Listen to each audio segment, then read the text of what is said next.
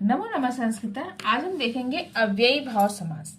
अव्ययी भाव समास में इस कहा गया अनव्ययम अव्ययम भवति इत्यव्ययी भाव, अर्थात अव्ययी भाव समास में पूर्व पद अव्यय होता है और उत्तर पद अनव्यय होता है, किंतु समस्त पद इसका अव्यय होता है। इसमें पूर्व पद की प्रधानता है। पाणिनि ने इस समास के बारे में पाणिनि सूत्र है पूर्व पद प्रधानो अव्ययी भाव, अर्थात जिसमें पूर्व पद की प्रधानता होती है उसे हम अव्ययी भाव समास कहते हैं।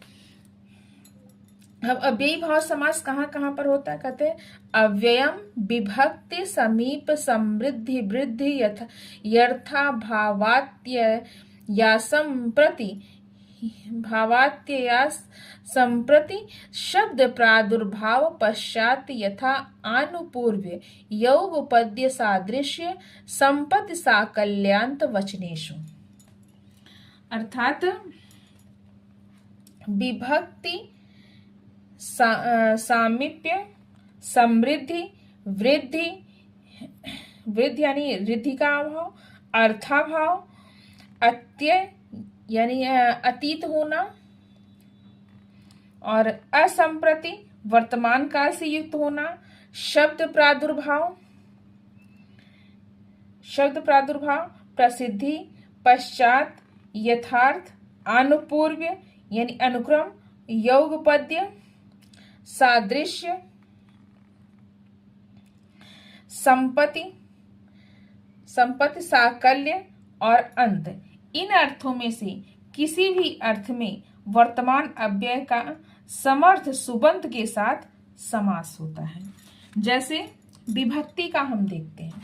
विभक्ति का उदाहरण इस विभक्ति के में जब अव्ययी भाव समास होगा कैसे होगा, अधिहर्य अधिहर्य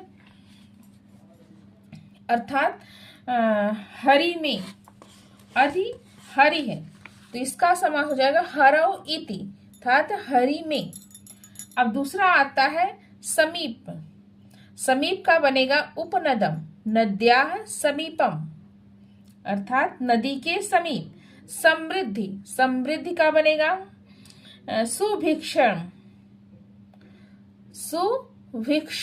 भिक्षाणाम वृद्धि, अर्थात भिक्षा का अभाव। इसी प्रकार से अर्थाभाव का बनेगा मक्षिकाणाम भाव।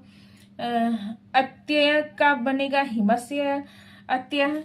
इसी प्रकार से हमारा अव्ययी भाव समास में हर उसमें अलग बनता है जिसमें पूर्व पद प्रधान होता है।